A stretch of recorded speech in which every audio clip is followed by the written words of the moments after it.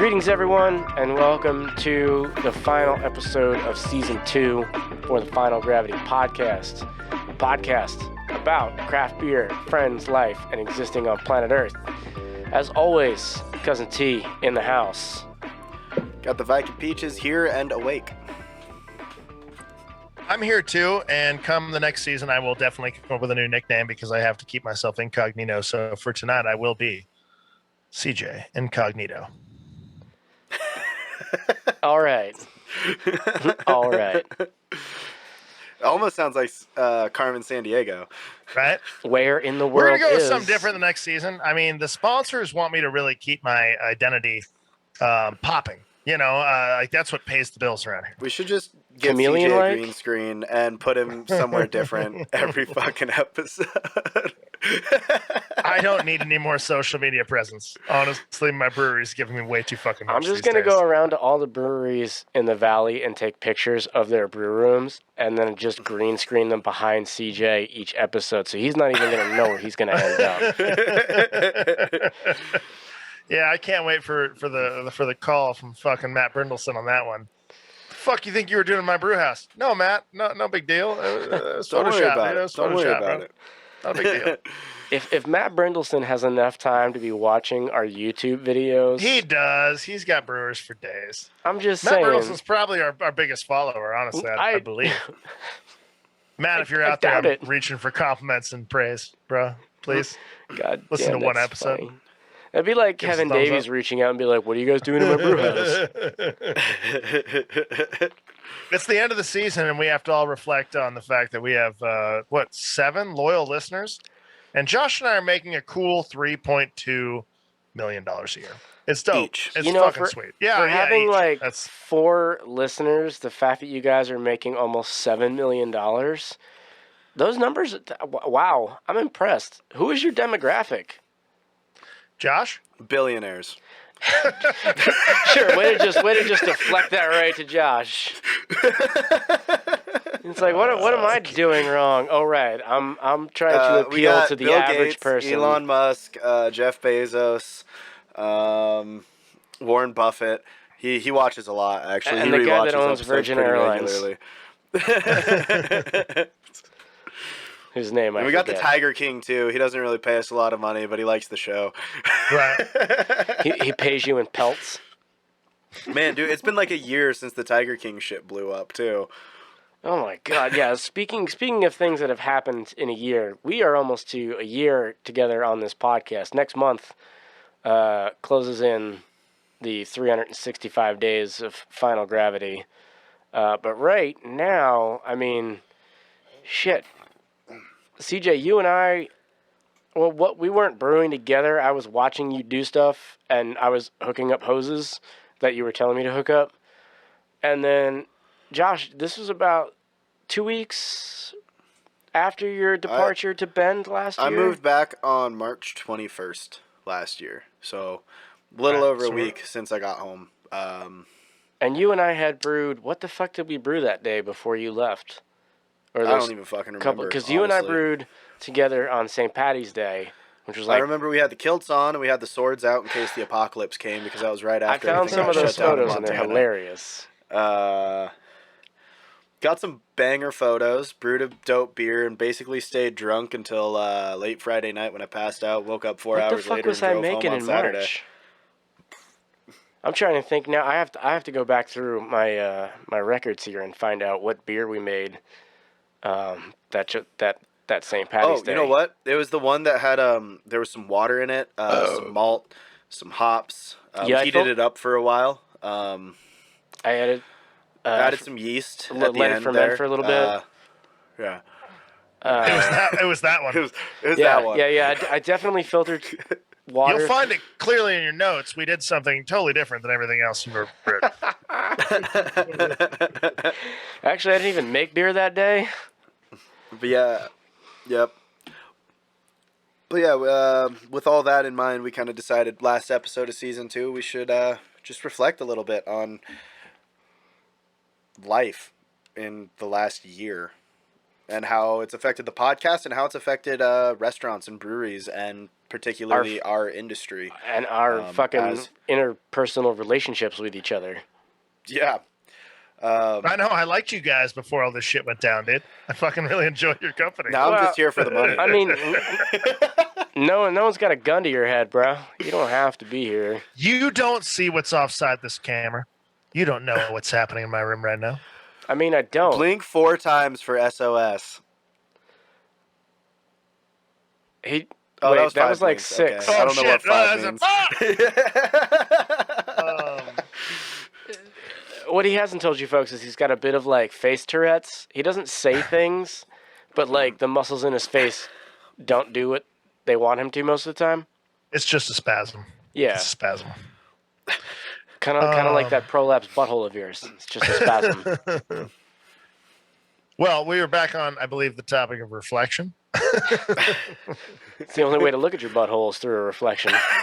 Well, that's also true. I'm not that flexible. True facts, dog. True facts. Yeah. All right, enough No, I think butthole it's talk. amazing in this year. Like, I had never heard of Zoom before. Like a year ago, I had no idea what Zoom was. Right? And now, once a week, we all three meet up and basically just make fun of each other for a couple hours and talk about beer a little bit That's pretty much how that on goes. Well, Zoom. It was Skype for the longest while, and then all of a sudden Zoom just like came out of fucking nowhere. Let's be honest. Whoever owns Zoom fucking cleaned up during this pandemic. Like schools, Oh, yeah. businesses, idiots like us, like everyone's birthday parties via Zoom, concerts via Zoom. Yeah, there were a few like Zoom, Crowdcast, especially the Crowdcast, especially for like live concerts and stuff. Riverside FM is another one that kind of came up. They're another podcasting platform, and I feel like everyone sitting home also got used to dealing with like recording software and OBS Studio or some version of it. You know, it's like Oh, so many more people are like way more audio and video savvy than they used to be. Like even news anchors who never once worried about the camera angles or the lighting or anything, suddenly were having to do their own entire setup from home. Like, oh, right. This is why we pay these people to do those things, because I don't know what the fuck I'm doing. And that's stuff I've even done and researched at home, like 4, 5, 6-point lighting, like trying to get things in my setup to look just right. You know what I mean? yeah, It's been fucking weird, man. It's been fucking weird. very. All right. Thanks. Have a good night, everyone. That's the podcast. Guys, this last year has been weird. There's really no other way to describe it. I mean, we did our best. I mean, I feel like the three of us really held together to keep this podcast going through all the nonsense. I'm honestly like really impressed. Like the amount that I talk to you guys on a regular basis, which I absolutely love. I wasn't even close to this when I moved out to Montana, talking with all my friends back here at home. There was a couple people that I texted pretty regularly, like my brother and maybe Jess. But for the most part, I was just fucking out there, not really reaching back home that often at all. Whereas you guys, you know, Thomas, I talk to you pretty much every day, and Yeah. CJ at least once a week usually, you know, like. And it should be more, and that's more on me than on you, but it Well, should be more. I think yeah. that's on both of us. I mean, obviously, it's a two-way street. I can pick up my phone and call too. It's just, what No, ends up, I it call def- Josh more than he calls me, but it's mostly because like my brain just fucking runs, and I'm like, he's just skiing. He can answer the phone if he doesn't want to leave him a message. The pandemic has definitely, I think, reminded us a lot of the personal connections we have, and the personal connections that we all have friends, but then we also have friends who, no matter what, like they gonna get back to you. And the pandemic's really forced us to remind ourselves that there are some friends that sometimes I guess we don't value the way that we should, in terms of like, if I hit you up, you're going to hit me up within 24 hours. You're going to fucking throw something back. Be like, yo, hey, I'm busy, but also I feel your pain. Like, we'll talk about it soon. The pandemic is put into perspective a lot of people in my life specifically, but I'm sure in a lot of our lives where it's just like, oh, it doesn't have to be the list, right? It doesn't have to be the full-blooded conversation, but it can just be like, yo, I need a hello. I need a hug right now. And it can be Yeah. like, I got you. I fucking got you. You know, it really gives a lot of credence and value to those types of people who are like, yeah, dude, you're busy. I'm busy, but you're struggling. I fucking feel you. And Fucking feel you right now. I think a lot of people have gone through a lot more struggles this year too. Like, even people who in the past have never really dealt with much strife or hardship, just being locked inside, and not being able to see all your people that you might normally see, or people who were unemployed for the first time ever and never thought they would be unemployed. I think it really was a beautiful part of it that so many people, like I know in my group, we all have each other's back, 110%. And I know if Thomas needs someone to vent to all night or just ramble to while he's stony baloney late at night, like I'm always down to be there for him. CJ, if something's going on in your life, I know I'll always pick up the phone for you. And I know you guys would both do the same for me. And I know my whole group here, especially the family I have at J-Dub, like we all have each other's back so much, like covering shifts, just honestly coming in and just making sure everyone gets a hug, just so, you can have that, like, I come in mid-Saturday after a busy-ass fucking Saturday breakfast. Todd's fucking exhausted. It's his Thursday. I just come in, give him a squeeze. I'm like, Todd, I'm here. You're almost done. Yeah.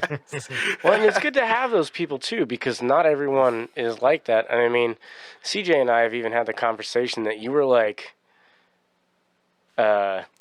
almost nauseatingly positive.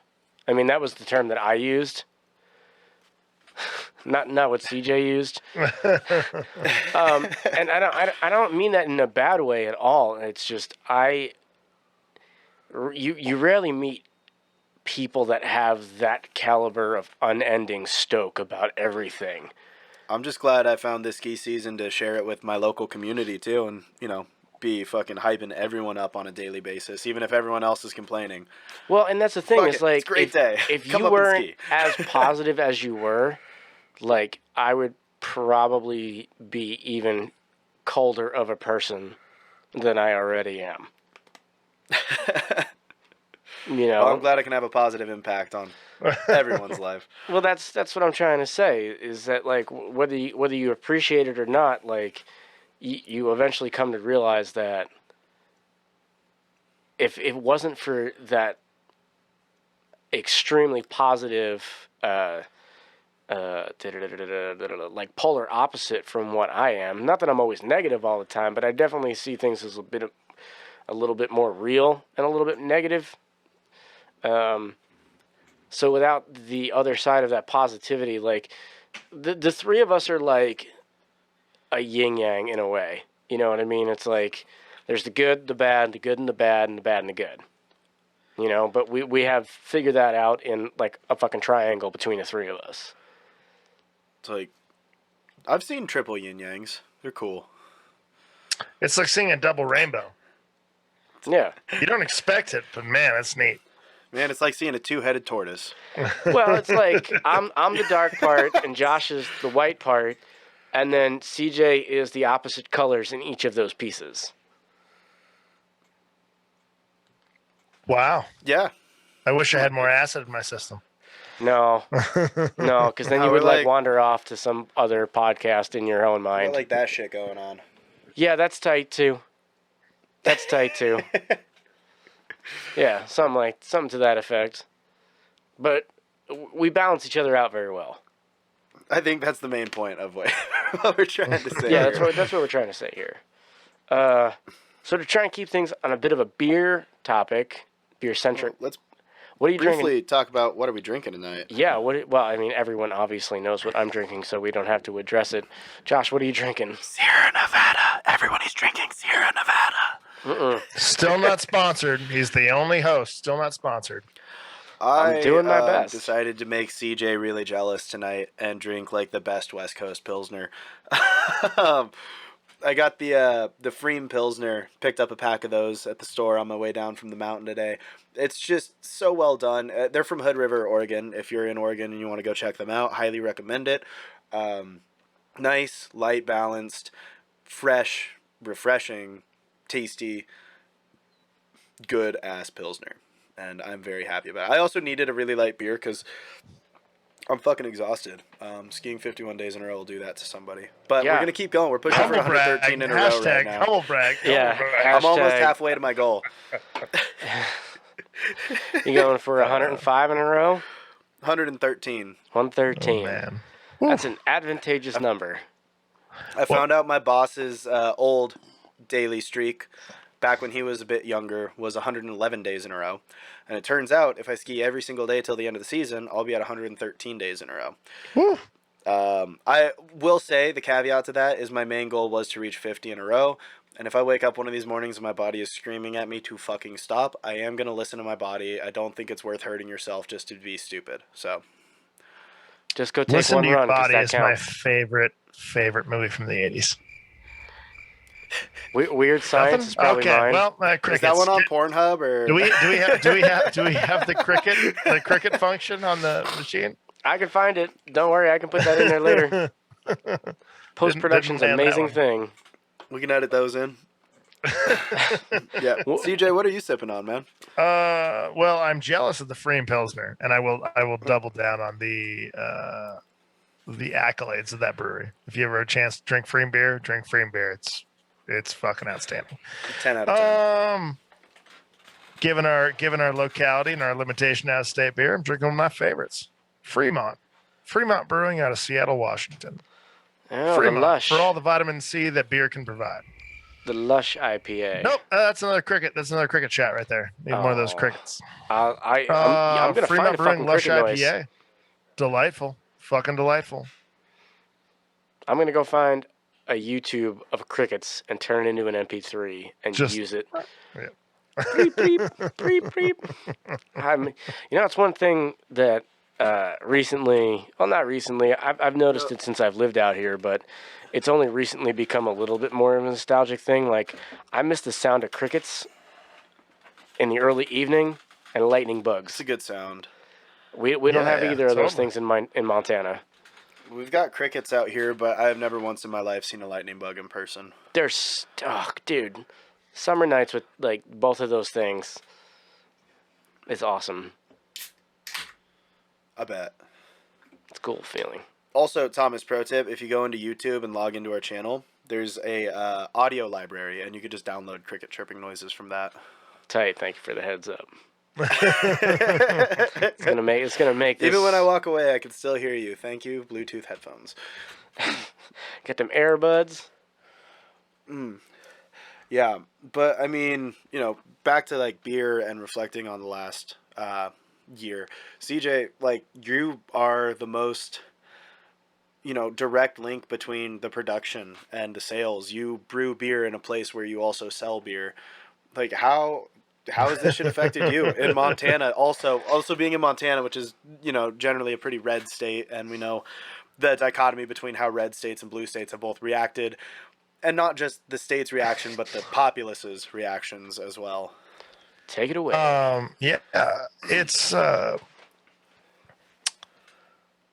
I think I'm lucky in this day and age to work for people who both socially and economically minded feel very similar things that I do.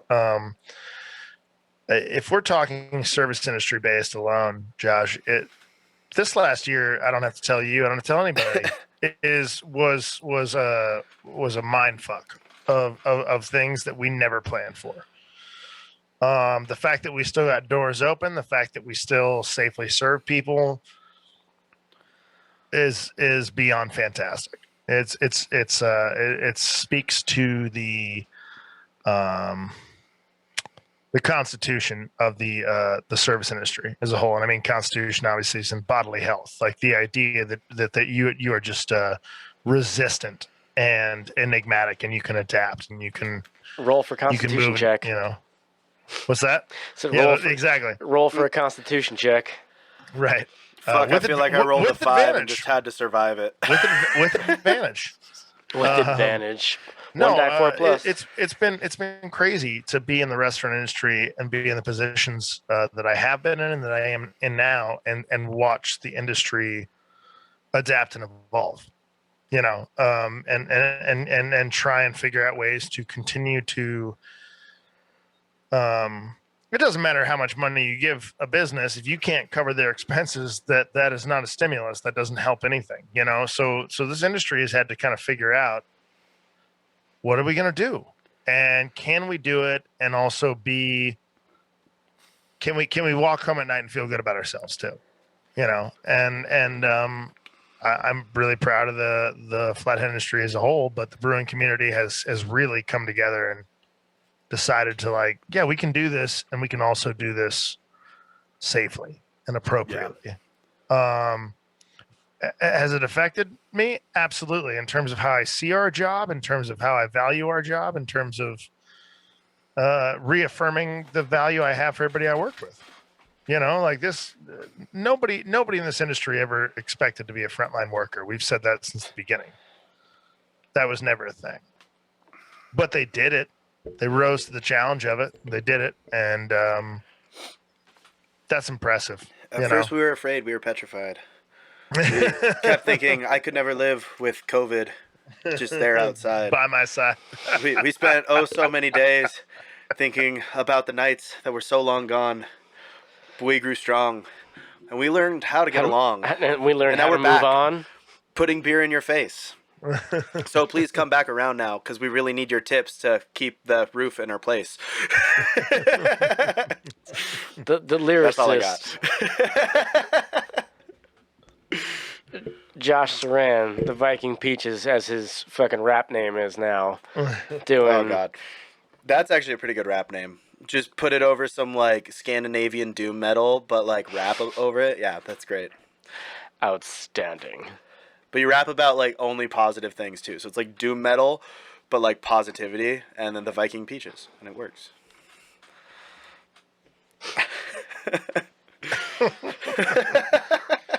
I'm just still processing the rap. It was fantastic. The lyricism was... Yeah, that was some tight off-the-cuff shit. I do what I can. Yeah, no, I feel that though, man. It's I think honestly, I don't remember if I said this before or after we started recording, but just seeing the crew come together at J-Dub, we all last summer especially, we were always timid about hiring more people because we kind of expected a second shutdown here in Oregon, which we ended up getting. But we all just rallied and we were working average 10 and a half hour shifts, 5 days a week for everybody pretty much. We were all just working our asses off all summer and getting fucking drained. And by the time the second shutdown came around, obviously none of us wanted to lose our jobs again, but we were also kind of thankful just for a minute to rest just from how insane that was. And now we're pretty much just gearing up to do that again. We kind of all know it. So but we're all standing together and we're doing everything we can to hold each other up, which is awesome. Even, our, my buddy Todd, he's been going through some other shit, which is not my place to talk about on a podcast, but, just on one of his days off, a couple of the girls that we work with booked him a massage just to help him fucking relax and get back on top of his shit, Fucking Todd. I love you, man. It's been neat to see the community and the industry certainly pull together in this time. Yeah. People checking in on people. Despite any kind of altercation you might have or might know between people just looking out for one another. Again, it's an industry that is very close. It's an industry that's very competitive, but it's also an industry that recognizes that we all benefit from everyone succeeding, and so that's not been lost during this time, which has been really wonderful, I think, for everybody. And I think it's also an industry that's never going to be the same at this point. There's so many people that left the industry. This one I know I was talking about before we started recording. I can't remember that. There's one other point that we'll bring up later too, but yeah, it's just an insane amount of people use this as an opportunity to leave what is an extremely toxic industry. Like, to be honest, we've all worked in food service and we know how unhealthy the habits can be, and the late nights and drinking and potential drugs, and it gets kind of wild. And a lot of people use this opportunity to leave. And now a lot of restaurants are reeling from that, and also a lot of restaurants didn't make it through. Um, and I think it's going to forever change the landscape in restaurants. I know in Bend, I was telling these guys before the show, there's a couple restaurants that are starting to offer sign-on bonuses for front of the house staff, which is to me something that's unfathomable and would have been totally unfathomable even a year ago. But now I'm kind of like, well, I've seen weirder. Like, I've seen weirder shit in the last year.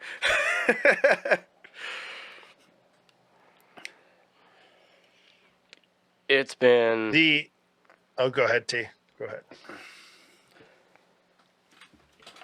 I think it's been hard for everyone to adjust to, period.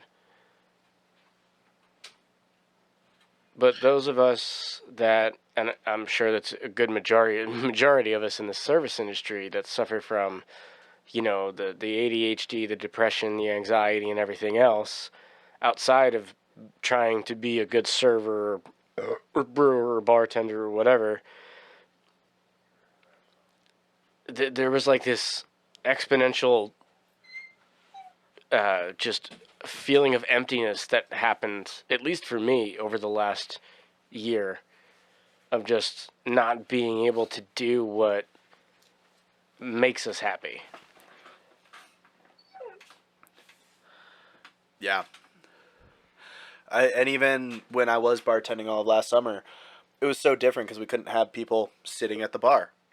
I wasn't I wasn't putting on the show. I had a couple tables in the bar, but most of it I was just making drinks for servers' tables, like all summer long, right? Like it's a very different experience, and Yeah, and then also having to mitigate people and tell them to wear their masks when they don't want to, and all these extra things that suddenly got loaded onto all of our plates. CJ, I'm sure in Montana, dealing with that on the front lines was even worse than it might have been in Oregon. Yeah. Are you guys still enforcing masks at Sacred Waters? I mean, like at Backslip. We are politely but definitively requesting that yes, you do that. Yeah. Despite what our what our state government might say, the nurses associations are still saying this is the right thing to do. So this is what we're asking you to do. Yeah, I could diatribe all night long about watching, and again, I think a lot of my opinions come from the fact that I think to myself, like, what would I have thought had I only been 2 years into the service industry at this point in time, right? Like, I'd be out. what would I have thought at 24 if this is what I was going through? And because at 33, going through this and being like, Jesus fucking Christ, people, like, understand that you're going to get what you want if you just do the smallest of fucking things. It is, I do not mean to wax poetic, but it's shocking. It has always been shocking. This last year, I think, to me, has been shocking across the board in the industry. And I think to myself, man, what if I was 24 years old and I was just like, someone who's like, yeah, I'm not going to do that. You don't have to make me do that. And it's like, no, but I do, and I can, and it's the right thing to do. And you shouldn't be being an asshole about this shit right now. It's crazy. I just can't think about, all those young, like, a young girl working at a coffee shop with some Karen yelling at her and belittling her because it's like her first job. She's probably in high school, and she's getting screamed at and belittled by some young Karen because she's telling them to wear a mask and the lady doesn't want to, right? Like, right. I just can't imagine. It's amazing that the same people that would espouse personal freedom then get upset when a small business exercises that personal freedom and says, hey, to enter our establishment, you do need to be doing these certain things, right? Like it is the pandemic equivalent of no shirt, no shoes, no service. Those are reasonable requests. Those are reasonable fucking requests. Unless you're at the beach. And, right. But even still, it's like, hey, you don't need to come in here and fucking show everybody you're fucking ripped. Like, put on a fucking tank top, And that being said, it's like now when it became a health issue, all of a sudden everybody's like, whoa, whoa. It's you don't get to walk into a fine dining restaurant with your junk hanging out and be like, I'd like to be seated right now. So it's My so shit itches and it interesting. needs some air. So, Yeah, it's so interesting how we choose our personal freedoms. I'm just like, oh, but this is too far. It's like, no, society. Meanwhile, we're Yeah, standing there behind the bar with our masks on for 10 hours straight. Like, and I just can't even imagine yeah, nurses going through this, wearing masks for 13, 14-hour right. shifts, 7 days a week. And Like, because none of us are health professionals, while we can and we absolutely do respect everything that health professionals have gone through. If we're just talking about it frankly in terms of service industry, none of us, like, again, it's so funny. We're asking you to do is wear it to your table and wear it to and from your table into the bathroom and the exit door. Right? yep, Like we are wearing this shit every day. And to be all day. fair, we're wearing this shit because medical professionals have told us it's the best way to do things. So we're doing it. Does it make our jobs easier? Absolutely fucking not. Does it make our jobs funner? Absolutely fucking not. Does it make our workspace safer for the people that we've known and worked with for a long time? Yeah, actually, science says it does. My, So my that's what we brother brought do. up an interesting point You between know, him working at a ski shop all winter and me working in a bar, and the fact that neither of us have gotten COVID. We've seen hundreds of thousands of people through the last 6, 7, 8 months between the two of us, and neither yeah, of us have gotten it, so something must be helping. yeah. There's a reality to this. There's also the reality that'll get turned around where people say, well, based upon total numbers, like it isn't that bad. It's like, man, I don't know. The day when we can say 500,000 people isn't that bad is a really bad day for me in terms of anything. Yeah. But you know what I mean, Josh, is that it's an interesting aspect where we're at a point now, especially in the service industry, where people are starting to say things are getting back to normal, so we can get back to normal, and normal means not doing even these simple things that take Yeah. care of another person. And again, I haven't really been into an service establishment that still where the employees are not wearing masks, but Yeah. which I support. But it's crazy that the ease of getting back to normal, I guess, is like that's chilling to me. Is that it's going to quickly turn back to, oh, this never happened, and it's like, no, it did, It it did. did, A lot of things and changed. a lot of things changed, Although and I think one really good thing, to the service industry that came out of it was because of the whole mask thing and because we were required, like, I don't know what the punishment would have been in Montana, but in Oregon, there was bars that didn't follow social distancing that lost their liquor licenses, and will never be able to open again. that's crazy. Um, But there's also, I places mean, that yeah, got tens of thousands of dollars in fines, and so there was a certain point where, it's not necessarily my job to enforce the masks, but we'll get punished if we don't enforce the masks you might not also. have a job if you And don't enforce the mask. if I don't enforce it, I might lose my job. And because of that, the service industry, we've been able to be more aggressive towards the customers. Like, it used to be this philosophy of the customers always, always, always right, no matter what. And I think there's kind of been a shift in the paradigm where, although there's still a lot of work to be done in the service industry as far as treating us like people, I do think more people kind of recognized how much we were all going through during this as an industry. And also, we were able to kind of have those voices, and I think we're going to be able to keep them a little bit in terms of just being able to tell customers off, like, I'm sorry, no, we can't accommodate your stupid bullshit, you know, because we've had to be doing that for a year now by not our own volition. But now when it comes to other things, like, if we're closing down, we're closing down. You can get the fuck out because we need everyone out by 11. And although that's not going to always be the case, I think we'll be able to perpetuate some of that, the customer is not always right, into the future. Sure. Which I think is good because, let's be honest, customers are idiots.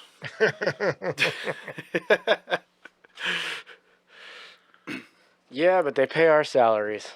That they do. That they fucking do. Yeah, it's that double-edged sword, though. It's like, where do you draw the line between still wanting to make the money that you know you can make and pushing just non-compliant douchebags back out the door? That's a hard call. It's hard to know where to draw that line. I think I'll jump in and say something that, gosh, down the line maybe will make me unqualified for a job. But happiness is a two-way street, right? Somebody has to want to be happy before they can be happy. And so when it comes to the service industry, you have to walk into a place hoping you're going to find something you like, whether it be food or beer. What doesn't matter. You're walking into that place assuming something will bring you the happiness that you want, and that feeling comes with also a feeling of like, well, you're already right there. You're 10% extra critical to what you're going to be drinking because you want what you want. But then the question becomes, are you open to experiencing new things? Are you open to a challenge in order to get to your feeling of fulfillment? If you're not, right there, we're now negative 20%. But you have to remember that when you walk into a service establishment building, you're almost making an unspoken agreement with that establishment that you are trusting them to make you a slight bit happier, to feel rewarded, whether it be being brought a perfect cocktail or a perfect meal or a perfect glass of wine or it doesn't matter. The point is, you walked in and assumed that nobody walks into those establishments thinking to themselves, I'm going to be upset, right? I mean, if you're doing that, you're completely like that. You're the problem. I would beg to differ. I think there's a lot of people that come in upset already. But I mean, what I mean by that, Josh, is that you're already engaging in that medium, thinking you might be happy, right? Like, I'm not saying that when you walk in that door, you're not also going to completely be a prick, but the initial thought is, hey, if I go there, I might be made to be happy, but that is a dance that you agree to jump into too, where you agree to kind of partner up. And again, you and I both know there are certain people who will never be made happy. We understand that. The Karens of the world that just come and looking to complain about shit. Us who could be made happy, the idea is that you enter in this engagement of, I would like to be happy, I can be happy, and I would like you to make me happy. And that requires a certain push and pull, a certain tug, like it requires a certain fucking give and take. And not to spout again about Sierra Nevada, but when I walk into certain bars, here we go. When I walk into certain bars in the area where the bartenders know me, I don't even get asked what I want. They're like, usual. I nod, and they give me a Sierra Nevada Pale Ale and a shot of Jameson. Yep. It's. I've got customers who I see them walk onto the patio and their drinks on the bar before they sit down. Yep. It's an old school style service where you learn your people and you learn to embrace your people and you learn to give them that little bit of special touch, because maybe they take care of you, maybe they don't, but maybe they're not a pain in your fucking ass. You learn to maneuver these obstacles through on and so forth through the industry. And they're not the greatest tippers, but I swear to God, they come in here, they order the same thing every time, and it's just the easiest thing. Some of them are. I don't know. I've got some great regulars who just fucking drop bombs. But, well, I'm just playing devil's advocate. Where like people may not be the greatest tippers, but you know that the table's going to be easy to serve. They give you exactly what you ask for, and you give them exactly what they ask for. Even if they're not the best tipper in the world, you know that income is there. Right. You can placate the other tables and all the random people, and you can schmooze them up and try to get your tips up.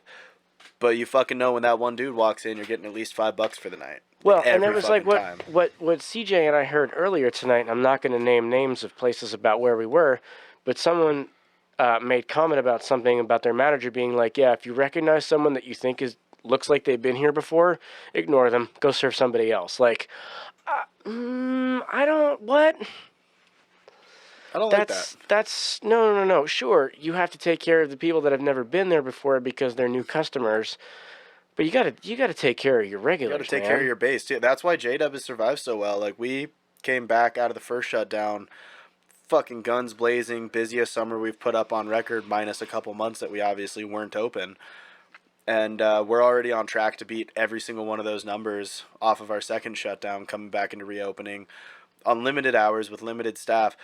And I mean, we get a decent amount of tourism and we get a decent amount of people that we've never met before, but I'd say probably a good 60 or 70% of our sales goes to regulars that just love us and come back and just want to see us. They want to talk to us. They follow our lives. Like, I had regulars messaging me when I lived in Montana asking about how life was going out there and shit. And these are people that I only ever talked to when I was bartending. Yeah. You know, it's like Cheers. It's great. Yeah. Well, that's the thing. It's like you have to keep that level of camaraderie between one side of the bar and the other when it comes to your regulars. Sure, you have to placate and service your tourists. Nobody's telling you don't have to, or that you should spend more time on your locals, but don't fucking ignore your locals to fucking placate people that are only going to be there once or twice. Especially in a year like this, like I was saying, where the locals are guaranteed, like, I know that dude's coming in and tipping me $5, and this person's probably going to tip me 10, and you get 5 or 10 of those people, and that's $100 for your night, right? Like, give or take, just depending on each of them, and that's your bread and butter. Like, that's the reason places like J-Dub can stay open, but other places that don't have those regular bases didn't make it through the pandemic. I mean, even if your the locals second only we come reopened in or even did a pop-up, we had those people who wanted to come and support us, and then we can get back to the tourists and the people that we don't know. But we know those people are going to come in every day to keep the lights on. Yeah. I mean, I think thinking about this, if I only went to Sacred Waters or Bonsai or Backslope or wherever in this area, if I went there once a week, chances are I'm going to get something to eat and have a couple of beers. That's 30, 35, $40, depending on how hefty I feel like I'm tipping that night. You know what I mean? But if I do that once a week for an entire year, $2,000 or $2,500 of my hard-earned money has gone back to their business. Now that, you know, pays their light bill or maybe their electric bill for a month, right? And I'm not trying to, like, speak or talk myself up. I'm just talking about, like, the difference between, like... No, that's every regular. That's every regular. You know, and if you have 20 regulars that come in over 5 days, you know what I mean? You get 4 couples or 4 sets of people over 5 days. You know, that's 10 grand. Yeah. You know, just from those 4 people. But then there's the people that come in from out of town, and they might spend, you know, $75 on a single trip because they've had a couple of beers, they've had a flight, they've had some food, they bought some merch, and shit like that. Like, not even calculating in merch that we've bought from local places. We barely fucking sell any merch at Jada. We don't even have. I mean, we've got like large shirts left, and we haven't ordered merch in like a year and a half. But even as a consumer, you know what I mean? Like, you don't always buy merch. People from when we went to Portland, we bought some merch. When I go to SoCal or St. Louis, like, I'll get some merch and stuff while I'm out there. But I don't buy a whole lot of merch from local stuff around here. I mean, yeah, I have more than enough bonsai hats and shirts, but because their marketing director is fucking awesome and their merch is always tight. But there's something to be said about loving your locals, man. Gotta love the locals. So, like, when we heard what we heard early tonight, CJ, about, like, how you, like, you know, if you see someone that looks like they've been in here before, just ignore them. I'm like, what kind of fucking backwards ass management bullshit is that? Like, and that even pisses me off because even in that same place, like, I know the guy behind the bar, but he'll still make me wait fucking 10 minutes for a beer. And I'm like, dude, do you want me to, like, tip you? I think I know where this was. And make more money? Like, I don't understand. I'm not gonna name names on the podcast, but I'm pretty sure I know where you're talking about. Right. I hope that mentality is rooted in the idea that you know that your best guests you get a little cushion, right? Like, they'll know when you're busy, and you're still trying to hustle, but you can give them the old head nod up and fucking let them know that you're going to get to 100%. them. But that being said, that statement alone is really misleading. Like, no, you take care of the people who you always know are going to be your regulars. You don't ever lean into the unknown. You lean into the known, the people that are going to be there and take care of you the way that you take care of them. Again, the game of service is so interesting because the idea is you take care of everybody the same, right? Like it's true democracy. Doesn't matter if that person is rude to you or that person is kind to you. You take care of them just the same. And yet you know that certain people are going to tip you better than others. You learn this the more and more that you go through the game. So you learn to take care of those people a little better. And bartending is the exact same way where Oh, for sure. can you fault anyone for that? No, absolutely not. If fucking No. Tim comes in and always gives me $2 on a beer and Sam only gives me $1 on a beer, doesn't mean I'm gonna be shit to Sam, but it means I'm definitely gonna make sure that Tim gets his beer first. Yep. It's just $2 a fucking glass, Like it's pure instinct. Economics. Yeah, it's economics, and it's also just how the organic world works. If you get more from something, you're going to naturally return to that something to get more. That is just what it is. And so, I guess the golden rule of that should be, treat your service staff kindly, and you'll always get the service that you want. Unfortunately, it's not a Dr. Seuss book in this world. I get like people don't realize that, but yeah. Hey, guess what?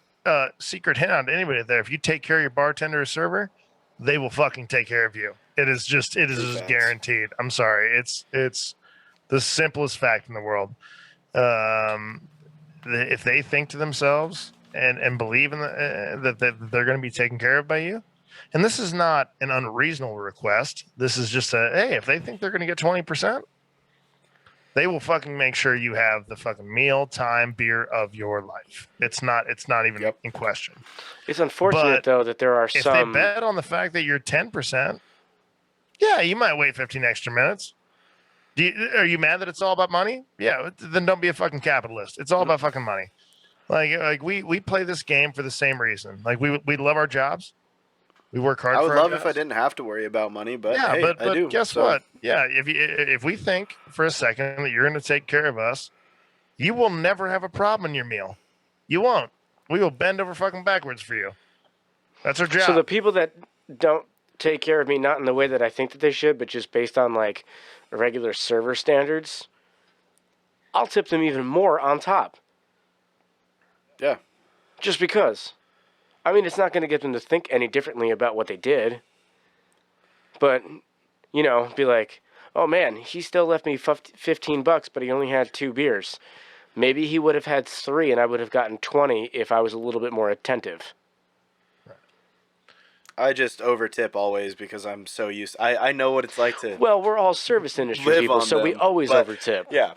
But before we've already delved pretty far down the talking about service industry rabbit hole, but to kind of bring us back into beer and reflection. Thanks, bud. And contemplation. CJ, I'm legitimately curious as a brewer, and Thomas, I'd be really curious as someone who's trying to get into the brewing industry. Like, I know you faced struggles getting hired this last year. There was a spot where you almost had a job, but they decided not to hire on because of the pandemic. But and recently reached out to them. Where do you guys see specifically the beer industry going in the next year, 2 years, 10 years? Like, because this shit changed the landscape. It really, really fucking did. In a lot of ways, there's a lot more production going on, a lot more shipping, a lot more bottling and canning. Well, CJ, we even I had believe, a year ago. made a point about this in our pre-show before we started recording tonight about how pretty much be ready to see a resurgence in the craft beer world, more so than you've seen in the last 5 years. Well, the wild thing is, I know you said, resurgence, but it's not like it ever really died off. It's been blowing up. So do you think it fucking goes off like a nuclear bomb after this? Like, do you think we see even more breweries open, or do you just think we see the same breweries that have made it through this getting even better and bigger? I think like a condensation almost. I think we've been hitting kind of a climax in overall breweries. I think we've been brushing that nod for a hot second here before the pandemic. So I don't see us blowing up with a ton more breweries. I see us kind of entering in that phase of which breweries are going to, it's going to be a survival of the fittest mode, and survival of the fittest, not in the same way where it's like, we're going to lose 75% of the population, but we're going to see some people, like some fads fade out, some things. The industry now has to become more focused. It has to become more focused on quality product rather than nuance and gimmicks. It has to become more focused on consistency rather than niche products. And that's not to say that we're not going to see creativity still emerge from the craft brewing industry, but in my opinion, we're going to see things start to focus up a little bit. And we're going to start to see unfortunately, some talented people drop off because they played the game imagining that magic tricks were going to be worth everything still 10 years down the road. And instead, what's going to start to happen is the people who are really amused by magic tricks, they're going to start to really want to learn the science behind it. And like anything, I mean, we saw this in wine, Josh. Anyone who's worked in the industry, we've seen this in food too. You'll go to this height of creation almost beyond what you think is realistic. And then you'll start to see it taper off back to what is realistic, but what is very fine-tuned, a true understanding of one's product. And yeah, I guess you can even quote me as a brewer and say, like I've said this, that I think the days of the gimmick beer, they're 5 to 10 years away from coming to their twilight. When we really start to get back to what is the product that we use mean, and what does that actually really translate to in terms of what we do.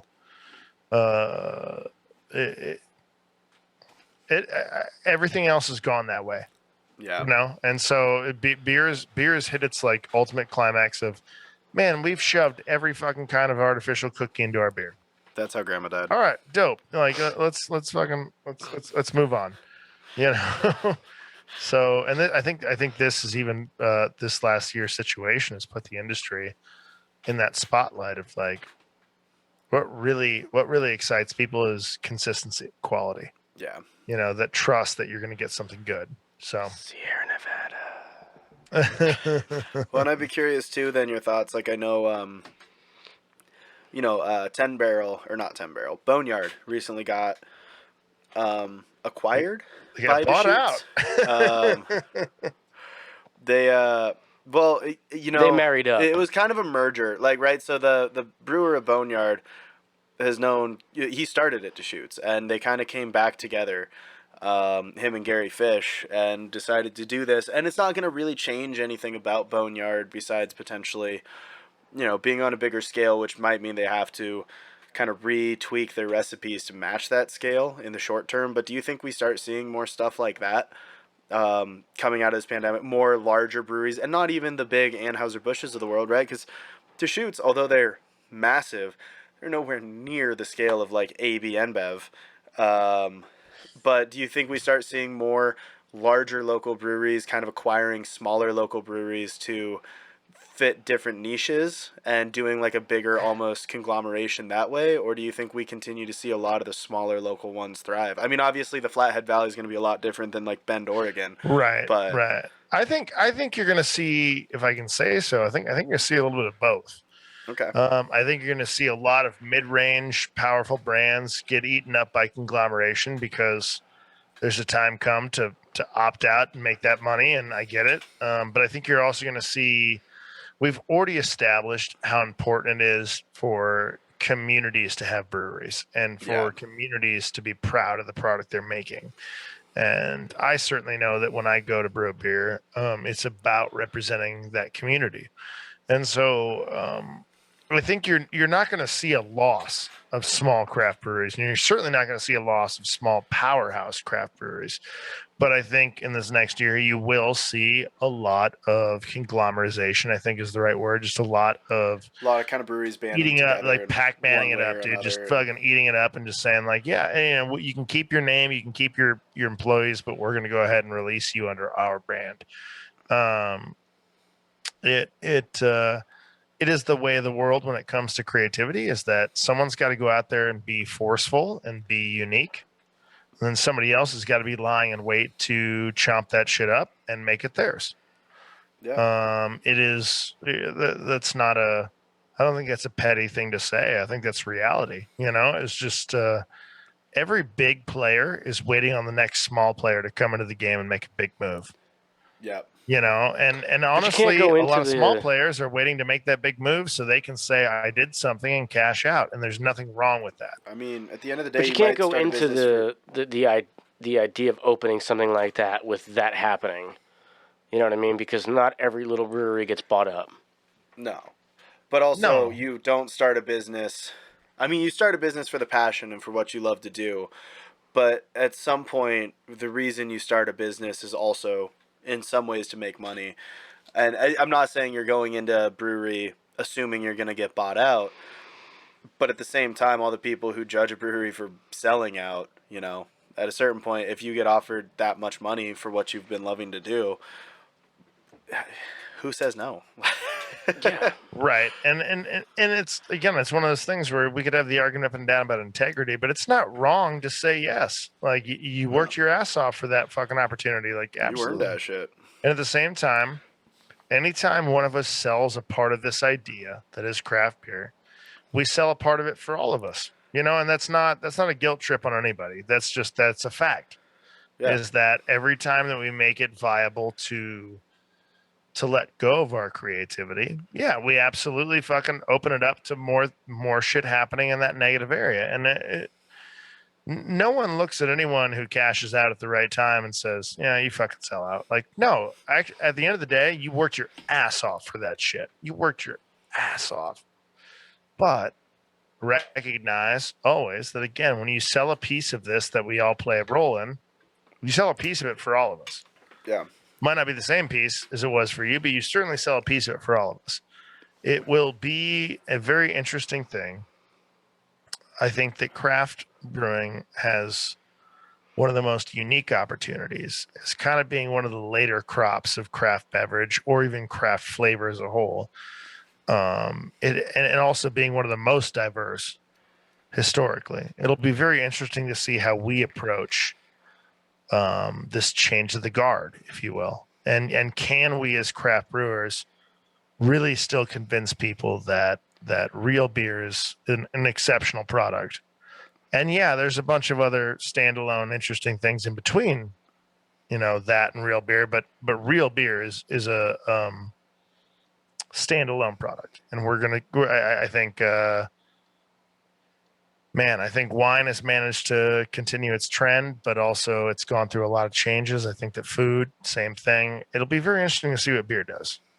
Very interesting to see what beer does. well, Thomas, you got any thoughts on where you think it's going? No, I feel like CJ pretty well summed that up. I mean, we both kind of see that there's going to be a tipping point as far as new things opening versus what's already established, kind of uh, sharpening their edge and really focusing in on what it is they want to do. Like places Yeah. like Wayfinder, where I know we've mentioned them 100 million times on this fucking. They're your second most favorite behind Sierra Nevada, bro. I was trying to But remember their name so hard earlier talking to a dude at the bar and I couldn't fuck. I was like, the brewery that with the alchemy stuff and the lagers in Portland. He was like, I fucking, oh my god, they're great. I'm like, I can't fucking remember. or like the place that CJ was talking to me about earlier, Rough something, the place Rough House Brewing. Rough House Brewing, where literally everything on their menu is all farmhouse. It's all farmhouse style ales, lagers, saisons, all kinds of fun, funky shit. And I think we're gonna see places like the Wayfinders and the left hands and the forehands and the rough houses. And What about the backhands and the right hands? well, I love the backhand. that's It's a slow, gentle that's touch. this way though.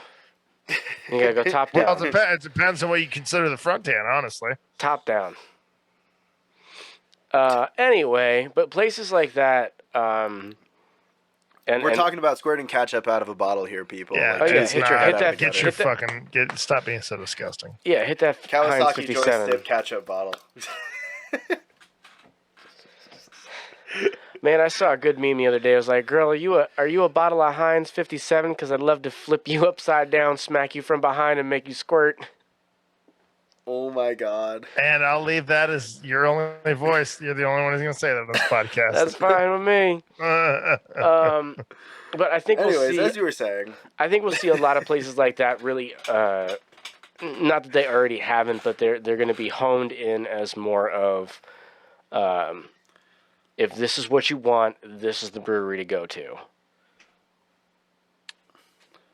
I think so special. almost maybe even seeing some more loyalists as far as Yeah. regulars go coming out of this. Mhm. Less of the kind of bouncing around at different bars, but people coming back and finding the place that they like, and that's maybe one of 5 places. And I think part of that came from maybe even the social distancing. You know, when we first reopened, you're like, I got to keep my circle small, so these are the places I'm comfortable with, and this is where I'm going to stick. I know a lot of people here in Bend did that. We were like, 4 restaurants that I go to, and then someone's like, whoa, where do you want to go? And I'm like, how about here? They're like, oh, well, I'm trying to keep to these 4. And I'm like, well, let's see here. Do any of them overlap? Okay, let's go here. Right. But yeah, I definitely see a honing in of the craft beer thing where you're gonna, everyone I'm sure will still make some sort of East or West Coast style IPA or pale or strong or something like that, but there's going to be like a definite fall in line type of deal with these breweries where they're not just all over the fucking map.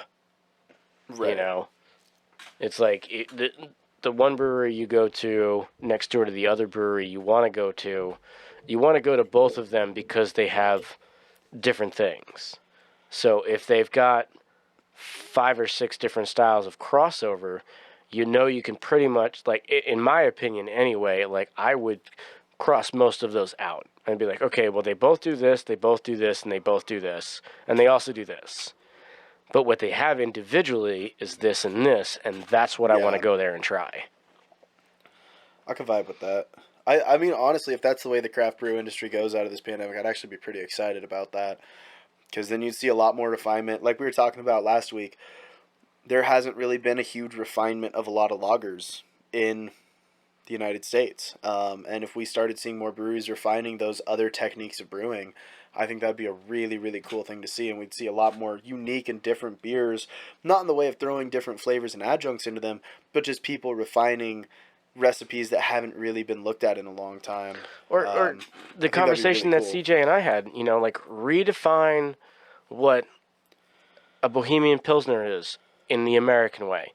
Redefine what a Helles is.